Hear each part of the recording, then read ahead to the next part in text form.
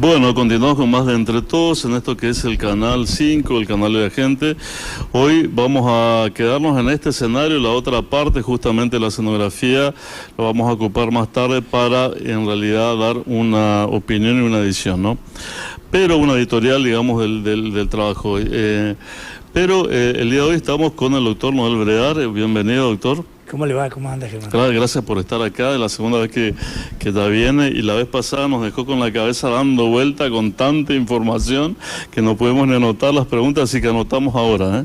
Así que ya estamos. Empezamos con, bueno, primero gracias de nuevo por venir. Hoy estuve en Senadores, bueno, la verdad que estaban debatiendo varios temas, estaba ahí justamente el vicegobernador, así que comenzamos con la inflación. Sí, la verdad que es un tema. Hay algunas preguntitas que realmente hoy preocupa, ¿no? Parece un Estado ausente en lo que hoy la gente necesita. Y escuchábamos la otra vez a Mauricio Macri que el Frente Juntos por el Cambio aspira a más que una transformación, a un profundo cambio en esto, básicamente lo que hoy implica la crisis económica. Mientras que hoy tenemos un presidente, bueno, que obviamente parece decorativo, ¿no? Una presidenta, ¿qué tenemos? No sé, presidente o presidenta. Exacto. Tenemos ahí, no se sabe. Nos gustaría saber cuál es su visión con respecto a esta situación, a esta crisis institucional. Este vacío de poder increíble, ¿no? Pocas veces visto, ¿no?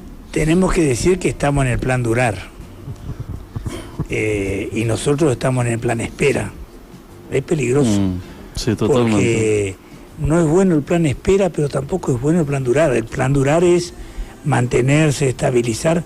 Yo lo escuchaba a Rubinstein, que es el segundo de Massa, un hombre que sabe, preocupado, debe ser el primer miembro de un gobierno que anuncia una devaluación, es decir, las devaluaciones ocurren, claro. La oposición anuncia, el periodismo anuncia, el gobierno niega. Digo, este es de la ley que hay en cualquier parte. Para que un funcionario anuncie que hay que devaluar, pero lo que está viendo es que si se hace mal puede ser peor que el Rodrigazo. Uno tiene que tener algunos años para acordarse qué es el Rodrigazo, si no se desorienta. Rodrigo fue ministro de Economía de Isabelita Perón. Vino en un colectivo, me acuerdo como si fuera hoy una fotografía al Ministerio de Economía, hizo una devaluación no conocida en la Argentina. Yo no me acuerdo si era 200 o 300%, los contratos se devaluaron, los precios, esto no hubo compensación, no, un empobrecimiento general, porque la devaluación genera competitividad para el comercio y genera una contraindicación brutal para los salarios, es decir, es una caída de salario espectacular. El poder adquisitivo y baja. Coloca transitoriamente lo que no se puede lograr por productividad, se logra por una artificial devaluación para acomodar un poco los números, porque la hemorragia no da. Entonces, hoy nos damos cuenta que hay una brecha cambiaria entre el dólar oficial y el blue del más del 100%, esa brecha es una futura devaluación. Y a la vez hoy nos está costando una fortuna porque se produce la subfacturación o la sobrefacturación, ya sea para venir o para ir. Entonces de los dos lados el Estado bobo paga y financia, y el que consigue permiso de importación se está invirtiendo en dólares en forma fabulosa a 140 pesos cuando el dólar está a 308, entonces está ganando una fortuna. Cuando usted ve empresas con maquinaria importada, ¿por qué la demanda de importación? Porque es una forma de reaseguro, de colocarse en dólares, y dólares que no tenemos estamos financiando a veces no cosas suntuarias, ¿no? Por eso mismo Rubinstein dice, salir del cepo se necesita 20.000 millones de dólares para aguantar el esquema del cimbronazo, pero fundamentalmente estamos viviendo artificialmente y en modo espera, está como durando. Conseguimos 6.000 millones ahora de yuan en China, de libre disponibilidad. Eso nos puede durar 15 días si no nos manejamos bien, porque se puede ir en importaciones, se puede ir en un pago de deuda. Estamos con realmente problemas, ¿no? Muy serios. Ahora, ¿esto en qué termina? Este plan durar, ¿cuánto nos va a salir a los argentinos? ¿Terminamos como Venezuela o como...? Estamos en 388.000 millones de dólares de deuda pública global. aumentó la deuda muy, muy grande, pasa algo raro, ¿no? Yo le podría decir salto de Bambi. Isabelita, cuando se va del gobierno con una crisis institucional y problemas políticos, deja al país con 5.000 millones de dólares. De deuda. 5.000. Hoy estamos en 384.000, más 88.000, más todo lo que pagamos, ¿no? En el durante. ¿Pero eso es una deuda lícita o eso No, fue inflando? De mínima se habla de falta de legitimidad muchas veces. Perfecto, sí, eso sabía. Sí. Olmos, por ejemplo... ¿Eso se puede rever o qué pasa si...? Mire, hay tesis, el default, hay doctrina, hay una doctrina de Gil España, Gil, un internacionalista, que habla de la ilegitimidad de la deuda. Fundamentalmente hay una cosa que no va. Fíjese cómo funciona el sistema, ¿no? Usted anda mal. ¿Y por qué anda mal? Pide No deuda. escúcheme, Claro. no es que le ayudamos con la tasa de interés, le cobramos más caro. Entonces, uno que anda bien Tal cual. recibe un crédito al 2%, al 3%, y el que anda mal recibe al 20%. Todo es al revés para que vos andes peor. O sea, el sistema mundial para que pase esto que está pasando en Argentina. Hay que recordar que en el 2008 tuvimos una crisis financiera mundial que fue espectacular, que fue la burbuja de vivienda en Estados Unidos, Que más explotó la caída de los bancos, que le costó a Estados Unidos el 30% del PBI en emisión, donde para salvar los bancos fue el famoso debate de cómo se salvaban los bancos. De ahí viene el dicho famoso en Alemania, cuando aparecen los primeros bancos, dice, el primer ladrón es el banquero. Famoso dicho. No quiero descalificar, no hay, pero sistema financiero, no hay entiende. sistema capital. Pero lo que quiero decir, hay que poner regulaciones porque hay un abuso y el sistema funciona muy mal, el sistema financiero, altas tasas de interés. Fíjense, si yo me tomé el trabajo de leer el informe post-crédito de Macri, del Fondo Monetario, antes de darle, cuando se vota la ley, claro. Durante el programa de Fernández, ¿no? Eh. Eran en 3 tramos la entrega, ¿no? La primera entrega se hace a los 90 días, se le entrega 15.000 millones de dólares y a los 90 días tenían que hacer la evaluación. 7.000 se fue para reserva y recomposición de reserva del Banco Central y 7.000 se fueron para fortalecer la moneda. Usted sabe que se produjo como una laguna con sol, evaporación. No está el agua. Viene una laguna cuando hay mucho sol, se evapora, se seca. Dice, no se sabe dónde están los 15.000 millones. Esto pero usted dirá, pero está hablando en contra de su... No, sí, pero... Yo hablo en contra del que hace mal. Totalmente Yo estoy cansado. Mire, por eso le dije, me molesta el modo de espera y me molesta el modo de durar. Estamos en el peor de los mundos. Porque la pregunta es, ¿hicimos la oposición una autocrítica que nos diga por qué nos fue mal durante los 4 años? ¿Por qué cometimos inflación? ¿Por qué aumentamos la deuda? ¿Por qué se manejó solo el presidente de la República y solo tuvo una sociedad legislativa y parlamentaria con el radicalismo? ¿Por qué era la posibilidad histórica de que el peronismo, a través del kirchnerismo, no gane, no vuelva? ¿Y por qué volvió? ¿Por qué subió? Increíble. Porque la pregunta es, al revés, yo calculo que un peronista tiene que preguntarse ¿por qué ganó Macri? Cuando ganó Macri era el fracaso del kirchnerismo. Cuando gana el kirchnerismo de nuevo es el fracaso del macrismo. Pero nosotros no nos podemos hacer un campeonato de posta que nos pasamos fracaso contra fracaso y encima parece que tienen un pacto del diablo, que nunca mueren y entre ellos se van pasando la posta del fracaso. Pero la Argentina va para atrás. Totalmente, es el único país que involuciona. Y encima ahora algunos, yo no sé, yo respeto a todos, algunos dicen, es otro Macri, se reconvirtió, es moderno, viene con una motosierra, es el shock, ya no es más gradualismo lento, sino viene con un shock, viene con el sistema de carnicería, va a garrote a todo el mundo de huello. Me parece, porque la gente está esperando cambio, entonces ahora viene el Macri neoliberal, claro, el que cambió, moderno, el que va a cambiar. Que le quiere competir a Milei. Y todo eso a mí no me gusta. A mí tampoco. Mira, yo creo que ya tuvo su oportunidad. Ayer vi una corriente, yo no me fui a la comida, sí. Yo no me fui a la presentación del libro, porque mi pregunta es ¿para qué Macri, no para qué el libro? Sí, pues, no, ya Macri ya tuvo la oportunidad y ya está. Yo no creo que tenga. Eso ya... no quiere decir que él cumpla un rol que pueda ayudar. Ahora, cuando quiere ser y bloquear candidato, ahí me parece que ¿Qué opinas de Milei? Porque realmente es un personaje. En primer lugar, yo soy muy respetuoso porque no me suele gustar. Él es un antisistema. Totalmente. Quiere destruir el Banco Central, quiere achicar el Estado. Primero es antisistema. Segundo es como la fiebre. Ajá. Y algunos políticos tradicionales quieren romper el termómetro creyendo que así se va la temperatura. Claro, no poder detectarlo. Él es el reflejo de un fracaso de la dirigencia política, de un sistema político que hay que reconvertir. No hay país sin política, no hay país sin partidos políticos, no hay democracia sin partido político. Por eso lo de Milei es una anomalía transitoria. Puede tener éxito, puede tener fracaso, pero de que le garantizo en ciencias sociales, políticas. El efecto Milei es una anomalía, una enfermedad del sistema que se autodepura y en un momento se corrige esa anomalía. Excelente definición. ¿No? Sí, es cierto. Sí. Pero hoy puede tener un rol, puede salir tercero, puede salir segundo. Puede ser la tercera potencia. Puede andar. Hay una búsqueda.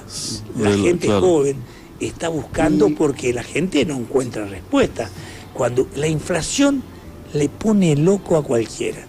Estuve con la Magaldi, la vicegobernadora de la provincia de Buenos Aires, en La Rioja, en el Norte Grande, y veníamos en el colectivito, muy cordiales, charlas, salíamos de una reunión, y estaba preocupada por las elecciones.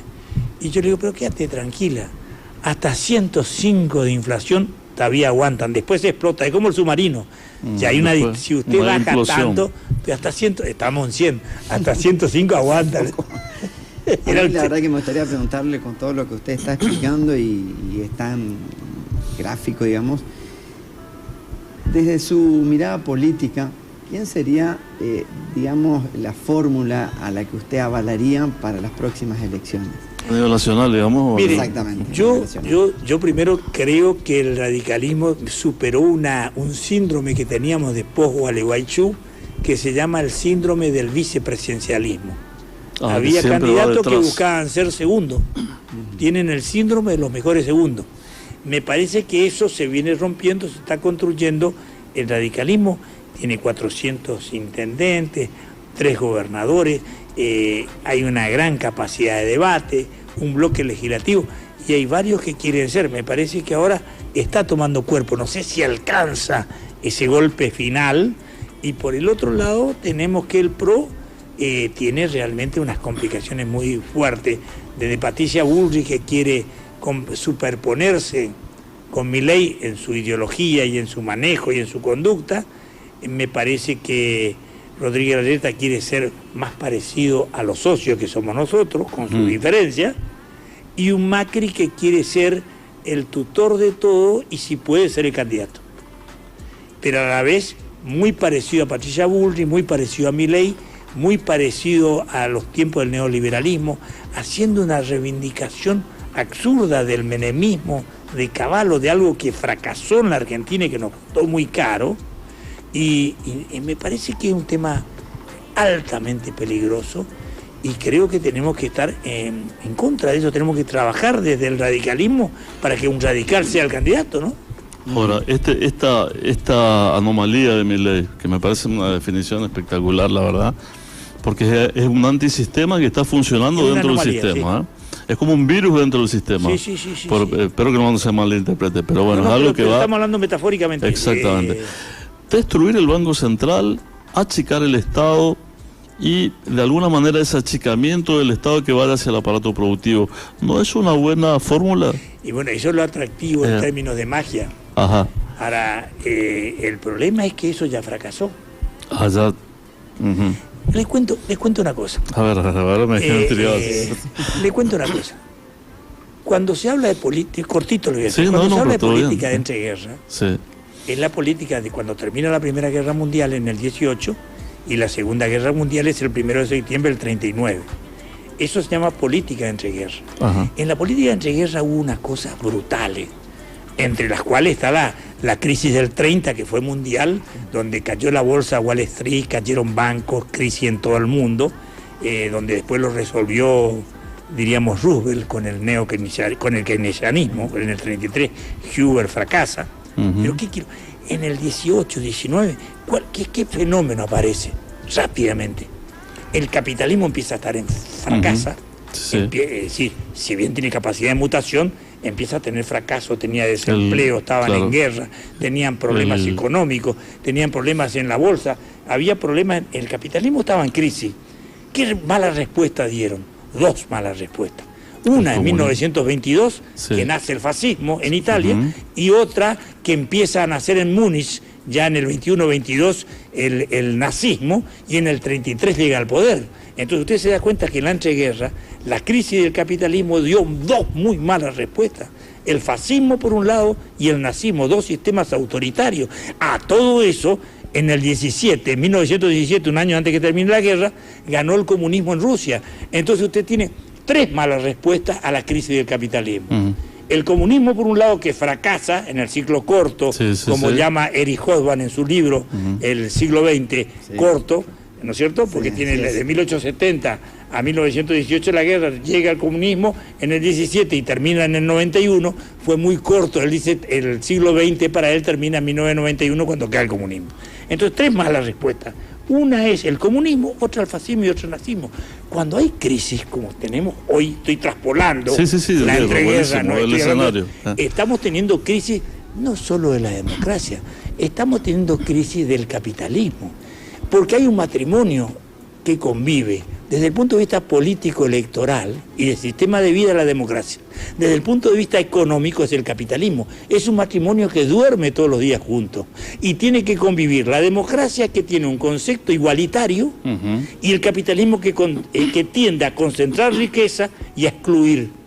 Entonces, el capitalismo salvaje. El capitalismo, claro, si no tiene límite. Claro. Si no tiene, por eso. Pero ahora, no se puede eso de alguna manera eso hay que reformular. humanizar. Eso como la iglesia históricamente, en sus distintas encíclicas, para no hablar del Papa Francisco, que le pueda a la derecha asustar, pero yo soy un gran admirador del Papa Francisco, también de Juan Pablo II, ¿no? Pero la 40º año, por ejemplo, del siglo XIX, condena tanto al liberalismo como al comunismo. Estos son datos objetivos. Le puede molestar a la derecha, pero datos objetivos, que lo que buscaba era humanizar el capital. Porque si no, la respuesta es nazismo, comunismo. La respuesta en Europa, ¿cuál es? Hoy gana Orbán en Hungría, hoy gana en Austria a la derecha. Hoy en Italia casi ganó la hija de Le Pen, ganó Macron ayudado por la izquierda. En España Vox anda buscando ganar y la acompaña Milei y andan haciendo actos por España. Digo, es la mala respuesta. Los libertarios españoles. En esto le cuento y no quiero llenarle. No, pero me encanta porque te explota la cabeza. Gramsci nace en 1891. Y cae preso en 1926 en pleno fascismo. ¿Recuerda usted que le dije que en 1922 nació el fascismo con Mussolini en Italia?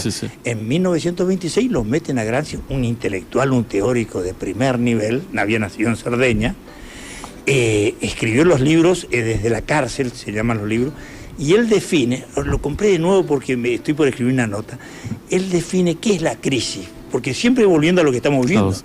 Dice, la crisis es algo que no termina de morir y algo que no termina de nacer. En esa etapa estamos en crisis.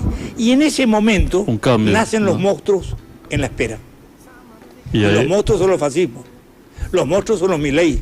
Los monstruos son las cosas raras antisistémicas. Pero que no hay que asustarse. Hay que estudiar históricamente que son fenómenos y no hay que tomar a la ligera que el nazismo es un simple autoritarismo peligroso de un hombre loco que se enloqueció y que Italia, el Mussolini, fue un loco que armó. No. Es un cuerpo de doctrina, con filósofos, con juristas. Mire, el nazismo tuvo una fundamentación jurídica, ahí nace la doctrina del decisionismo en contra del parlamentarismo, fue Carl Schmitt el que escribió Teoría y Constitución, el famoso jurista Carl Schmitt, es el que le da el cuerpo de doctrina y hace toda la mutación del derecho, que como el otro día me regaló un libro Rey Vázquez, el presidente del Superior Tribunal, que había comprado en España, que se llama El derecho degenerado, cómo mutó el derecho de la división de poderes de la Constitución de Weimar a lo que significó el nazismo, cómo hace la mutación. Y el filósofo, por ejemplo, del nazismo fue Heidegger, uno de los filósofos más importantes, discípulo de Nietzsche, que le sigue a Nietzsche y que le dio la fundamentación, Nietzsche le dio la fundamentación al nazismo del superhombre. Y luchar de la perfección de todo lo que significa la raza superior, la raza aria, el superhombre, y todos los conceptos griegos que quería hacer la reivindicación del Tercer Reich. Bueno, Heidegger era rector de la Universidad de Friburgo. Eran todo cuerpo de doctrina. A eso hay que combatirlo con inteligencia. Y un hombre que fue espectacular fue Karl Kelsen, que nosotros estudiamos en la Facultad de Derecho, Kelsen, el triángulo invertido de Kelsen, el que es abogado, y fue el que defendió el sistema parlamentario en ese famoso debate. Hay que buscar 1931, el debate entre Carl Schmitt y Kelsen, uno defendiendo el decisionismo en contra del pluralismo y el otro defendió el parlamentarismo. En ese momento gana Carl Schmitt porque gana el nazismo, pero después en la historia y en el debate queda muy superior lo que significó Kelsen y su debate en la defensa del parlamentarismo. Fíjese que el decisionismo y el nazismo piensa y dice: el pluralismo es el peor veneno que tiene el Estado, porque significa dividir la voluntad de un Estado, quita el criterio de uniforme, y entonces el pensar distinto es traición, es bloquear el sistema de la voluntad nacional y del líder. Bueno, contra todo eso estamos peleando. Bueno, no sacan del aire. Yo me quedaría 2 horas hablando más con vos, porque realmente te queda, y todas tus preguntas guardarlas para la próxima. Pido disculpas porque teníamos muchas preguntas. Tenemos muchas preguntas porque de la vez pasada la entreguerra hay que estudiar porque hoy estamos viviendo procesos de entreguerra para que totalmente. Bueno, se nos